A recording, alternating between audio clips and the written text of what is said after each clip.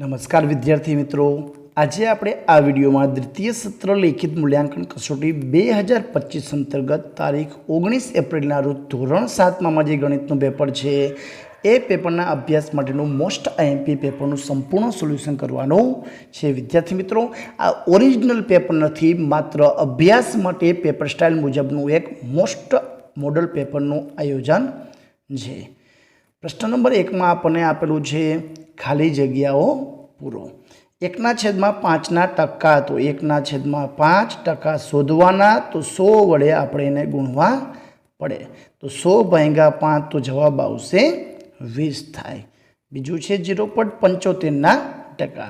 સૌથી પહેલાં 75ને પૂર્ણ બનાવી તો છેદમાં આવશે 100, ટકામાં ફેરવવા 100 વડે ગુણશું તો જવાબ આવશે 75. આપણે અપૂર્ણાંકમાં લખવા નથી, તો જવાબ આવશે 75%. બીજું છે 25% બરાબર, તો 100માંથી કેટલા ટકા બાદ કરી તો 25 આવે, તો 100માંથી 25 બાદ કરી નાખો, જવાબ પણ તમે લખી શકો. તો 75.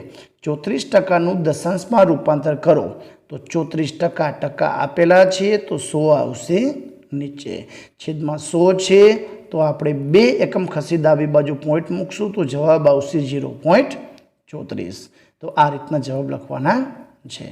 પ્રશ્ન નંબર 1બમાં આપણને દાખલા આપેલા છે, જેમાં 32 વિદ્યાર્થીઓમાંથી 8 વિદ્યાર્થી ગેરહાજર છે, તો કેટલા ટકા વિદ્યાર્થી ગેરહાજર કહેવાય? 25 રેડિયોમાંથી 16 રેડિયો ખરાબ છે, તો કેટલા ટકા ખરાબ કહેવાય? વર્ગમાં 65% વિદ્યાર્થીઓ પાસે સાયકલ છે, તો કેટલા ટકા પાસે સાયકલ નથી? આપણી પાસે સફરજન, નારંગી અને કેરી ભરેલી ટોપલી, 50% સફરજન, 30% નારંગી, તો કેટલા ટકા કેરી હશે? તો ચાલો આપણે દાખલાનું સંપૂર્ણ સોલ્યુશન કરી લઈએ. વિદ્યાર્થી મિત્રો, જો તમે અમારી ચેનલ ઉપર નવા હોય, પહેલી વાર હોય, તો ચેનલને સબસ્ક્રાઈબ કરવાનું ભૂલતા નહીં, જેથી કરીને નવો વિડીયો ભાગ નંબર 2ના વિડીયો તમને ઝડપથી મળી શકે. અહીં 32 વિદ્યાર્થીમાંથી 8, તો 100માંથી કેટલા વિદ્યાર્થીની ગેરહાજરી? તો લખી શકાય કે ગેરહાજર વિદ્યાર્થીની ટકાવારી બરાબર કુલ 100, તો અહીં 100 × 8 છેદમાં 32, તો 8 ચોક 32, તો 4 25 ચોકા 100, તો અહીંયા 25% જવાબ આવશે. બીજામાં આપેલું છે ખરાબ રેડિયોની ટકાવારી, તો ખરાબ રેડિયોની ટકાવારી બરાબર કુલ 25 છે, એમાંથી 16, તો 16ના છેદમાં 25 ટકાવારી શોધવાની, તો 100 વડે ગુણવા પડે. 25 ચોકા 100, તો 16 ચોક 64. નંબર 3, સાયકલ ન હોય તેવા વિદ્યાર્થી, તો કુલ 100%માંથી 65 પાસે છે, તો 65% બાદ કરી નાખી તો 35% પાસે સાયકલ નથી. સફરજન, નારંગીની ટકાવારી આપેલી છે, તો બંનેથી કુલ 80% થાય છે, તો કેરીની બાકીની ટકાવારી કુલ 100% હોય, એમાંથી 80% આપણે સફરજન, નારંગી બાદ કરી નાખી તો 20% જવાબ આવશે. તો આ રીતે જવાબ લખવાનો છે. એના પછીનો પ્રશ્ન નંબર 3 આપેલ 2 આપેલું છે, નીચેનું વિધાન ખરું છે કે ખોટું તે જણાવો. પહેલું, વેચાણ કિંમત બરાબર પડતર કિંમત પ્લસ નફો. તો કોઈ પણ જગ્યાએ આપણને નફો આપેલો હોય, વેચાણ કિંમત શોધવી હોય તો નફો ઉમેરવો પડે, તો પહેલું સાચું. બીજું, ખોટ ટકાવારીનું સૂત્ર છે, તો થયેલ ખોટ નીચે વેચાણ કિંમત, તો નીચે વેચાણ કિંમતનું આવે વિદ્યાર્થી મિત્રો, ત્યાં મૂળ કિંમત અથવા પડતર કિંમત આવે, તો એ પણ ખોટું છે. ત્રીજું, પડતર કિંમત કરતાં વેચાણ કિંમત વધારે હોય તો ખોટ જાય ના, વેચાણ કિંમત વધારે હોય તો હંમેશા નફો થાય. ત્રીજું છે સાદા વ્યાજનું સૂત્ર, I બરાબર PRT છેદમાં 100, તો સૂત્ર સાચું છે, તો જવાબ આવશે સાચું. એના પછીનો પ્રશ્ન નંબર 2 આપેલો છે, નીચેના દાખલા ગણો. એક શહેરની વસ્તી 25,000 હતી, તેમાંથી ઘટીને 24,500 થઈ, તો ઘટાડાની ટકાવારી શોધો. અને એક ટીવી 10,000માં ખરીદ્યું, 20% નફો મેળવી વેચી દીધું, તો એની વેચાણ કિંમત કેટલા રૂપિયા થાય? ચાલો આપણે બંને દાખલાનું સોલ્યુશન કરી લઈએ. તો પહેલો દાખલો હતો ઘટેલી વસ્તી, તો કુલ 25,000માંથી 24,500 બાદ કરીએ તો 500 વસ્તી ઘટી, તો 25,000 એ ઘટેલી વસ્તીની ટકાવારી બરાબર કુલ 500 ઘટી, કુલ હતી 25,000, ટકાવારીમાં શોધવા ગુણ્યા 100.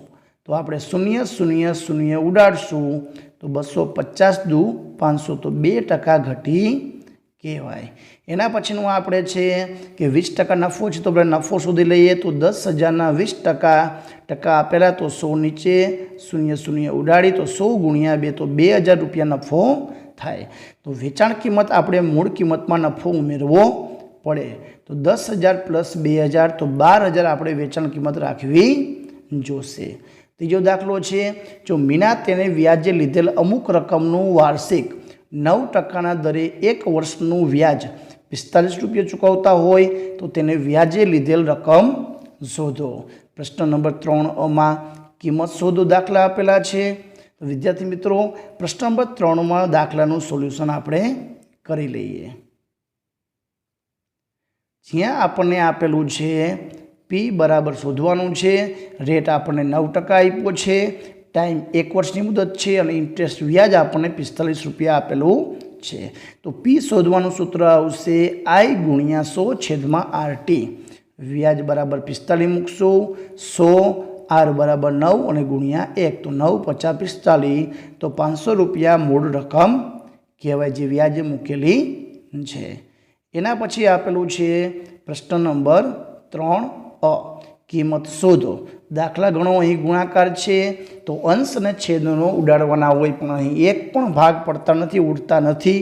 તો અંશનો ગુણાકાર, છેદનો ગુણાકાર, તો 3 દુ 6, 11 × 5 = 55। અહીં ભાગાકાર છે તો ભાગાકારમાંથી આપણે ગુણાકાર કરી તો પાછળનું પદ છે એનો વ્યસ્ત થઈ જશે, 65 ઉપર -4 નીચે, તો 13 × 5 = 65। તો 5 તરીને 15/4, પણ છેદમાં માઇનસ લખાય નહીં, તો -15/4 આ રીતે જવાબ લખવાનો છે।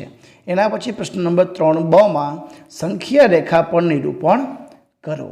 એ સંખ્યા રેખાનું નિરૂપણ વિદ્યાર્થી મિત્રો, પહેલામાં 3/4, બીજામાં -5/8 અને 2/5। તો અહીં તમને સંખ્યા રેખા ઉપર નિરૂપણ આપેલું છે। પહેલું છે એ 3.4 છે, તો 0 અને 1ની વચ્ચે આવશે, તો આપણે 1/4, 2/4, 3/4, 4/4, 5/4 રીતે લખતા જઈએ। જ્યાં 3/4 આવે અહીંયા દર્શાવી દેવાનું। બીજામાં -5/8 છે, માઇનસ છે એટલે એ 0 અને -1ની વચ્ચે આવશે, તો -1/8, -2/8, -3/8, 4/8, -5/8, -6/8 અને -7/8। તો જ્યાં -5/8 આવે આપણે દર્શાવી દેવાનું। ત્રીજામાં 2/5 છે, તો 0 અને 1ની વચ્ચે આવશે, તો 1/5, 2/5, 3/5, 4/5, 5/5, 6/5, 7/5 તમે આગળ લખી શકો છો। આપણે 2/5 દર્શાવી દેવાનું છે। આગળ જોઈએ, આગળમાં આપણને જોડકું આપેલું છે। એ જોડકામાં આપણને વિભાગ એ અને વિભાગ બી એમાં સૂત્રો આપેલા છે। સમાંતર બાજુ ચતુષ્કોણનું ક્ષેત્રફળ, તો પાયો ગુણ્યા વેધ, b ગુણ્યા h। ત્રિકોણનું ક્ષેત્રફળ, તો 1/2 ગુણ્યા પાયો ગુણ્યા વેધ। વર્તુળનો પરિઘ, તો પરિઘના 2 સૂત્ર 2πr અને πd, અહીં આપણને 2πr સૂત્ર આપેલું છે અને વર્તુળનું ક્ષેત્ર છે πr², તો તમારે સૂત્ર સાથે જોડવાનું છે। વિદ્યાર્થી મિત્રો, હવે આપણે દાખલાનું સોલ્યુશન ભાગ નંબર 2માં કરશું। હવે માત્ર હેતુલક્ષી પ્રશ્નનું સોલ્યુશન કરશું। જો તમે અમારી ચેનલ ઉપર નવા હોય તો ચેનલને સબસ્ક્રાઈબ કરી લેજો, જેથી કરીને નવો વિડીયો તમને ઝડપથી મળી શકે। વિડીયોના મધ્ય ભાગમાં અને અંત ભાગમાં જે દાખલા છે એનું દાખલાનું સોલ્યુશન હશે, ત્યાંથી પણ તમે અભ્યાસ કરી શકો છો। પ્રશ્ન નંબર 4માં આપણને DL એટલે કે વેધની લંબાઈ શોધવાની છે। અહીંયા વર્તુળનું આપણે ક્ષેત્રફળ શોધવાનું છે। ત્રીજામાં ત્રિકોણનું ક્ષેત્રફળ શોધવાનું છે। તો અહીંયા આપણે દાખલાનું સોલ્યુશન જોશું। પ્રશ્ન નંબર 5માં આપેલું છે એક વાક્યમાં ઉત્તર આપો। xમાં 4 ઉમેરી, તો આ x, એમાં 4 ઉમેરી, તેને 2 વડે ભાંગી, તો 10 જવાબ મળે, તો બરાબર 10। આનું કોઈ પણ એક સજાતીય પદ લખો। સજાતીય પદ એટલે ચલ સરખા હોવા જોઈએ, તો xy આવે એવું કોઈ પણ તમે પદ લખી શકો। મેં 10xy લખેલું છે। વિદ્યાર્થી મિત્રો, આગળના દાખલાની વાત કરી, સમાંતર બાજુ ચતુષ્કોણનું ક્ષેત્રફળ, જેમાં આપણે વેધ DL શોધવાનો હતો, એના પછી વર્તુળનો પરિઘ શોધવાનો હતો, એના પછી વર્તુળનું ક્ષેત્રફળ શોધવા માટે પરિઘ શોધવો પડે કેમ કે ત્રિજ્યાની જરૂર પડે, અને ત્રિકોણનું ક્ષેત્રફળ આપેલું છે।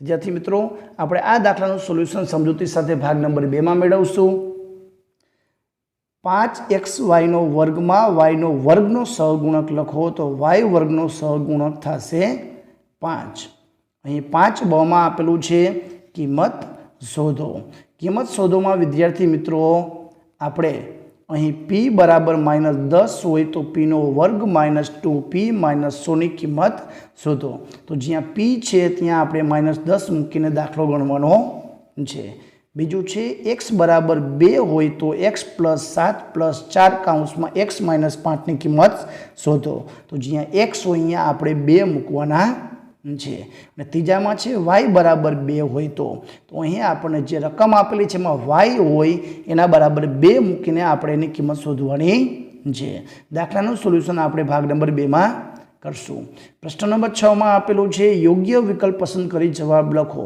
અહીં 3 નો વર્ગ ગુણ્યા 3 ની 4 ઘાત ગુણ્યા 3 ની 8 ઘાત આધા સરખા ગુણાકાર તો ઘાતનો સરવાળો કરી તો 8 ને 4 12 12 ને 2 14 તો જવાબ આવશે 3 ની 14 ઘાત અહીં ત્રીજામાં આપણને આપેલો છે 3 ની શૂન્ય ઘાત છે તો 2 ની શૂન્ય ઘાત તો જવાબ આવશે 1 3 ની શૂન્ય ઘાત તો જવાબ આવશે 1 અને 4 ની શૂન્ય ઘાત તો જવાબ આવશે 1 1 1 ગુણ્યા 1 એટલે જવાબ આવશે b 1 જવાબ આવશે ત્રીજામાં છે 2 નો ઘન તો 2 નો ઘન થશે 8 અને અહીં 3 નો વર્ગ થશે 3 તરીને 9 તો 9 મોટી સંખ્યા છે તો લેસ ધેન જવાબ આવશે આગળ છે એ પ્રમાણિક સ્વરૂપ આપેલું છે અહીં પૂર્ણાંક સંખ્યામાં 5 છે તો 5 ગુણ્યા 10 ની 5 પછી પોઈન્ટ મૂકી દો પાછળ અંક છે એ 3 ને 2 5 6 7 અંક આવે છે તો 10 ની 7 ઘાત જવાબ આવશે તો એ જવાબ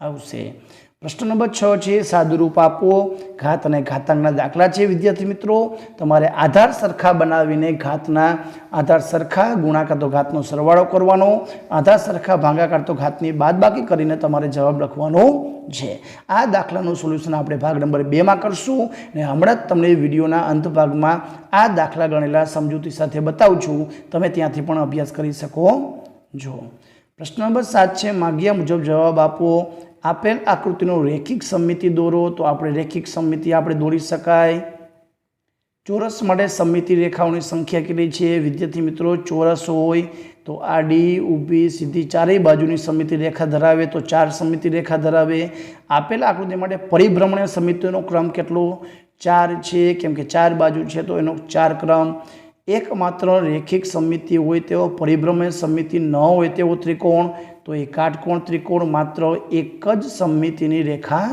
આવે તો આ રીતનો પ્રશ્ન લખવાના છે ઉપર વાત કરીએ p બરાબર જે કિંમત આપેલા છે એના દાખલાની સમજૂતી અહીં આપેલી છે વિદ્યાર્થી મિત્રો તમને જરૂર પડે તો અહીંથી સ્ક્રીનશોટ લઈ લેજો દાખલો જાતે ગણવાનો પ્રયત્ન કરજો એના પછી દાખલા નંબર 6 માં ઘાત અને ઘાતાંકના દાખલા છે તે પણ અહીં આપેલા છે અહીં સમજૂતી સાથેનું સોલ્યુશન આપણે ભાગ નંબર 2 માં કરશું પ્રશ્ન 5 માં છે કે h મૂળાક્ષરમાં કેટલી રેખિત સમમિતિ મળે તો h છે એમાં માત્ર એક જ સમમિતિ રેખા મળે વિદ્યાર્થી મિત્રો 2 રેખા મળે છે ઊભી અને આડી બંને સમબાજુ ત્રિકોણના પરિભ્રમણીય કોણ એટલે 3 બાજુ હોય તો 360 ભાગ્યા 3 કરો તો 120 અંશ જવાબ આવે z મૂળાક્ષર માટે પરિભ્રમણીય સમમિતિનો ક્રમ જણાવો વિદ્યાર્થી મિત્રો એનો ક્રમ છે એ 2 ક્રમ છે 2 વખત ફેરવતા મૂળ સ્થિતિમાં આવશે વર્તુળમાં કેટલી સમમિતિની રેખાઓ હોય તો અસંખ્ય ચોરસનો પરિભ્રમણીય કોણ તો 360 ભાગ્યા ચોરસની 4 બાજુ 4 વડે ભાંગી